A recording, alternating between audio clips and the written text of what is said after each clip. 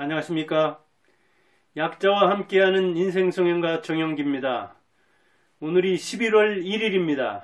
머지않아 입동에 들어갑니다. 겨울인데 아직은 겨울 날씨가 아니지만 이 환절기에 그리고 코로나 아직 식구가 끝나지 않았는데 건강에 유의하기 바랍니다. 지금 하류의 강점 내지 하류의 특징을 쭉 이야기하고 있습니다. 오늘은 하류에게는 강적이 없다. 우리가 인류다, 이류다, 삼류 그렇게 말하고 또 상류, 중류, 하류 그렇게 이야기했는데 여기서는 상중하, 때로는 상하 그렇게 말하고 있습니다.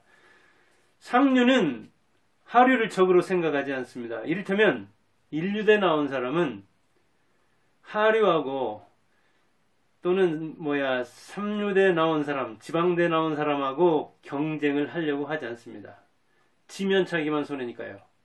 그리고 자기와 겨뤄야 할 상대들이 옆에도 많은데 아랫사람과 겨룰 필요가 없습니다. 지면 손해요. 이겨봤자 본전이니까요. 이겨도 본전도 안 되죠. 그래서 상류는 하류의 강적이 아니기 때문에 하류를 예외시켜버립니다. 그래서 하류는 오래 생존할 수가 있습니다. 왜냐하면 초기에 제거가 되지 않잖아요. 그래서 지방대 출신들이 그런 강점도 있다는 얘기입니다.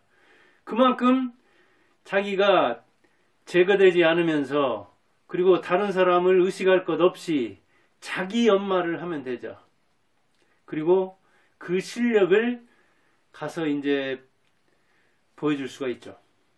그리고 강적이 없으니까 자기에게는 하루와 비슷한 계급과 싸워서 자기를 연마할 시간과 실력을 올릴 시간, 그때도 계속해서 적과 싸우는 그런 방법을 익힐 수가 있습니다. 이것은 정말 정글 같은 곳, 이 게릴라전이 난무하는 세상에서 매우 중요합니다. 아무래도 백전노장과 아무리 상류에 올랐다 하더라도 급작하게 또는 학교를 통해서 쭉 그 다음에 일로 들어가서 직업도 전문직 이런 사람들은 싸우는 데는 약하거든요.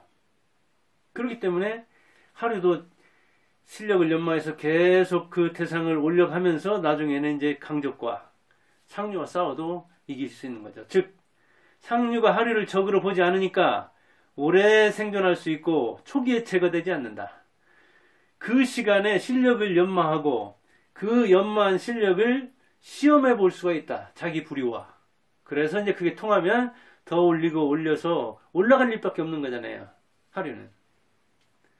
그 다음에 하류는 어떤 부류와 싸워도 손해 볼 게 없습니다. 그래요. 하류와 싸워서 진다 하더라도 하류끼리 진 거죠. 중류와 싸워서 진다 하더라도 높은 사람하고 싸웠다는 그 용기만 해도 대단한 거죠.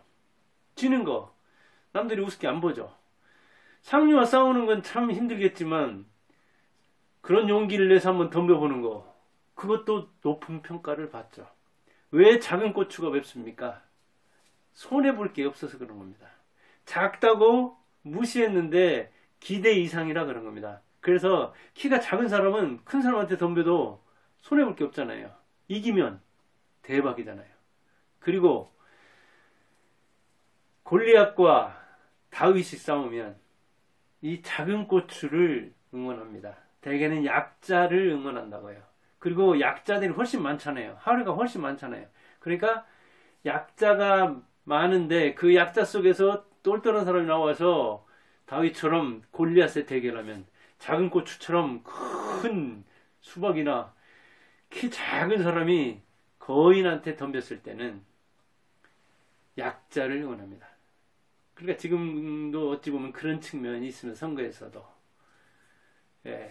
오늘 선거가 이제 실시된다고 하는데 홍준표와 그 윤석열의 대항도 아무래도 계급으로 이렇게 보면은 윤석열이 강자인 셈이죠. 홍준표와 약자인 셈이잖아요.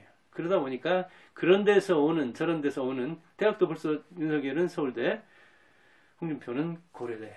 다 좋은 대학이지만 스카이 또 나누자면은 구분이 있잖아요. 아무튼 작은 고추가 맵다는 것은 하류가 어떤 부류와 싸워서도 손해볼 게 없는데 어떤 하류는 상류, 최상류와 싸워서 이겨서 자기를 드높이는 수가 있다. 그러니까 여러분도 하류의 강점을 살릴 필요가 있는 겁니다. 그 다음에 하류는 보통 수준만 보여줘도 남들이 놀란다. 왜? 자, 보통 수준이라면 중류 수준이겠죠. 그런데 하류는 중류 수준만 내도 사람들이 놀라죠. 왜냐하면 기대가 크지 않으니까 크게 칭찬하죠. 그런데 기대를 했는데 중류 수준을 내리라고 생각했는데 하류만도 못해요. 그러면 그 중류는 에이 실력 없구만, 하류만도 못하구만.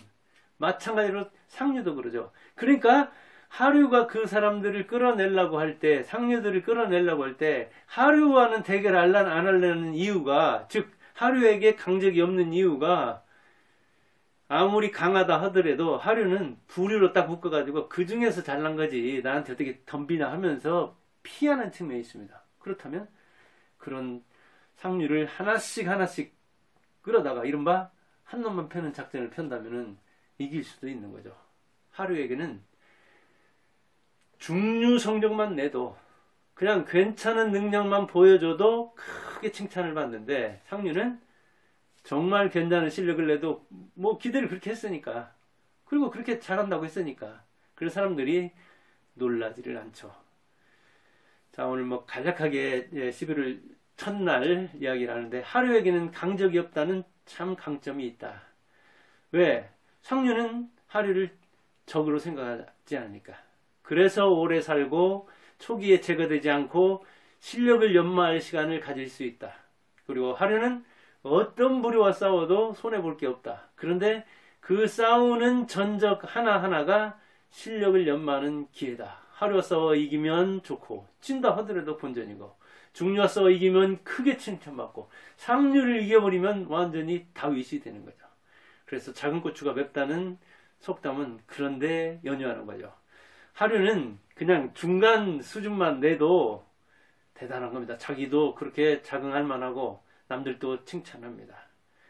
기대가 작기 때문입니다. 그러나 상류는 중류 또는 하류 수준이 되면, 성과가 그것밖에 안 되면 그대로 비난을 받습니다. 그런 차원에서 여러분들 하류가 훨씬 많죠.